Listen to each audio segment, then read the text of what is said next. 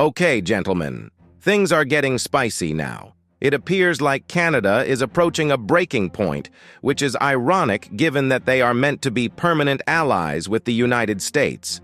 We are seeing the structure of globalization crumble in real time. The Trump impact is driving global concern, and the 25% tariff threat on Canadian goods is wreaking havoc. And Trump basically insulted the country, claiming that Justin Trudeau should be governor of a new U.S. state. Wow is the word. So Canada is the 51st state in the United States. The ridicule simply grew worse when Trump went on Truth Social and re-emphasized his point about Canada's dependence on the United States. It was a joy to have supper the other night with Governor Justin Trudeau of the magnificent state of Canada. That's extremely disrespectful, but it highlights the significant advantage the United States has over Canada.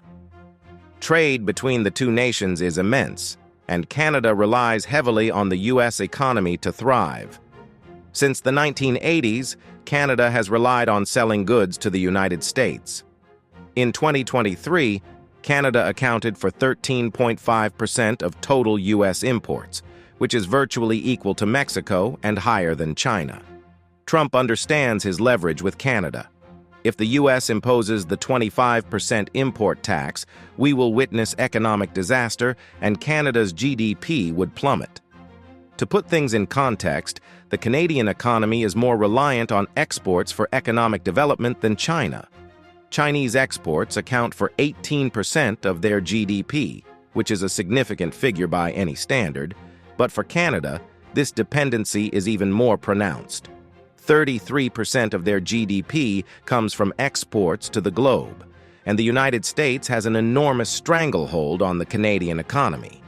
Last year, Canada shipped about $550 billion to the United States, accounting for 77% of its total exports.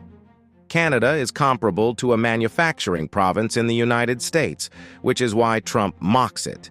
The dependency is astonishing. Consider the impact of a 25% tariff. Income and profits would plummet, businesses may fail, and layoffs would follow quickly. So, what would Justin Trudeau do? Let's hear it straight from him. He discussed how he forced the U.S. to back down the previous time Trump was president. Canada put duties on U.S. exports, including Heinz ketchup and cherries. We're truly approaching the twilight zone here. Here's the problem with Trudeau's plan. In 2018, Canadian tariffs targeted a variety of items. But you're talking about minor details that don't actually matter, at least to the customer. Orange juice, ketchup, and whiskey are not necessary items, and the United States can always find new markets for them, such as Europe or Asia. However, a blanket import duty on Canadian goods would destroy sectors across the country. Canada does not have as much leverage as they believe, and Trump is aware of this. Exports alone sustain over 3.3 million Canadian employment, meaning that 1 in every 6 jobs is dependent on the export industry, with 2 million jobs relying on ongoing free trade with the United States. Trump has the power to absolutely demolish the Canadian economy and sectors. And it appears that Canada wants to fight back. The government intends to respond by selling less to the United States. And here's the plan. Trudeau wants to penalize Canadian commodities entering the U.S. He might levy export duties on important commodities like crude oil, uranium, and potash. The idea is to raise costs for end users in the United States, thereby causing higher inflation for American farmers, businesses, and consumers alike.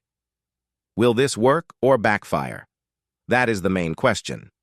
To begin, export taxes are similar to import tariffs.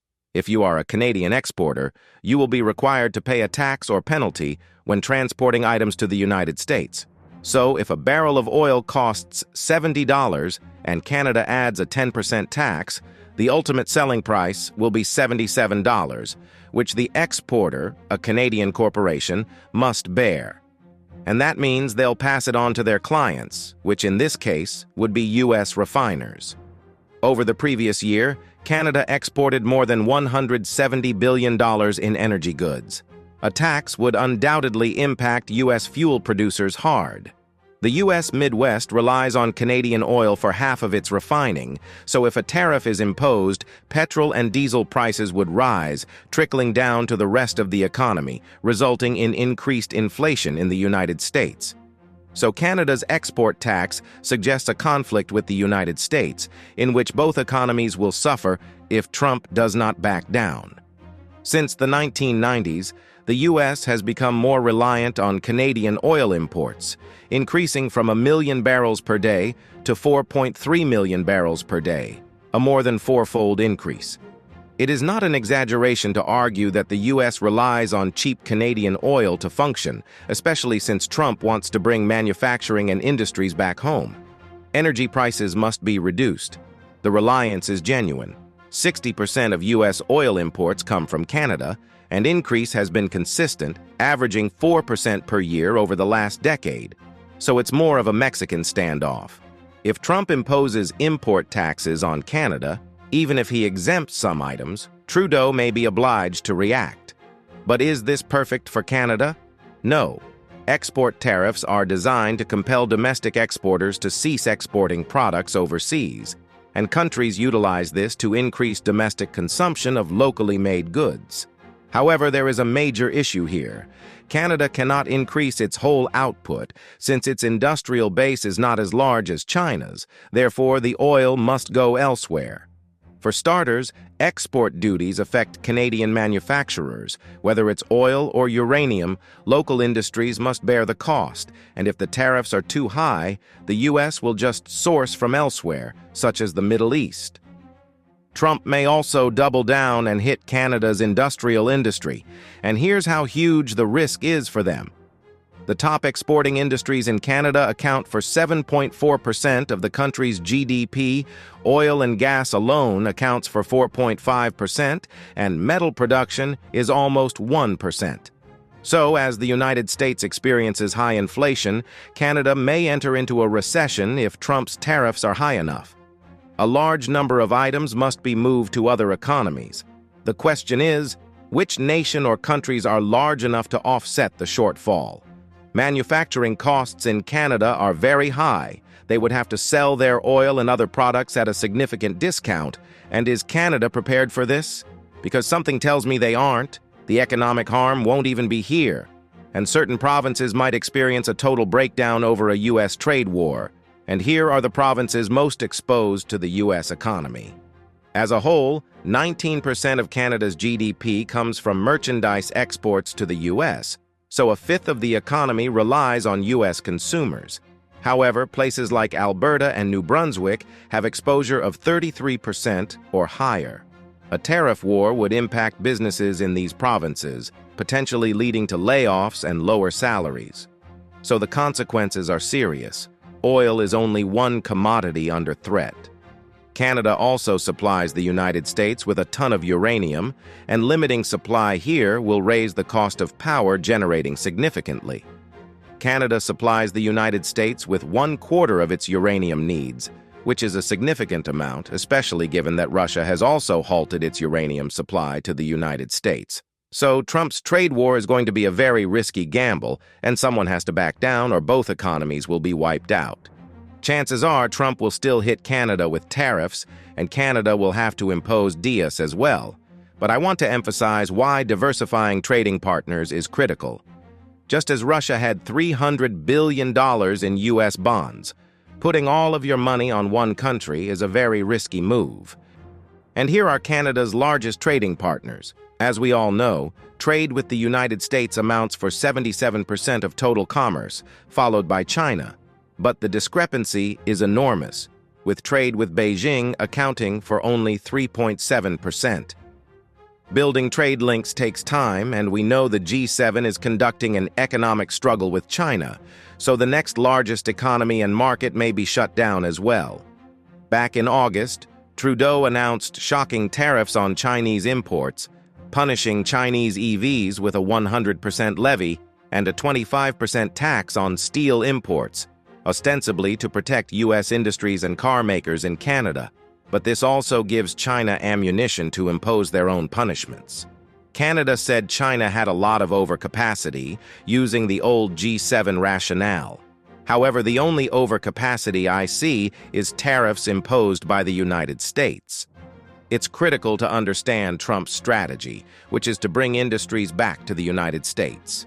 If you slap a high enough tariff, you can deindustrialize a country and force them to build factories on U.S. soil, and that's how you weaponize the U.S. consumer market. It's not friendly, but that's how the world works. Globalization is crumbling. These are the industries in Canada and Mexico that will be most affected by Trump's tariffs. It also offers us an idea of which industries may uproot and relocate manufacturing to the United States.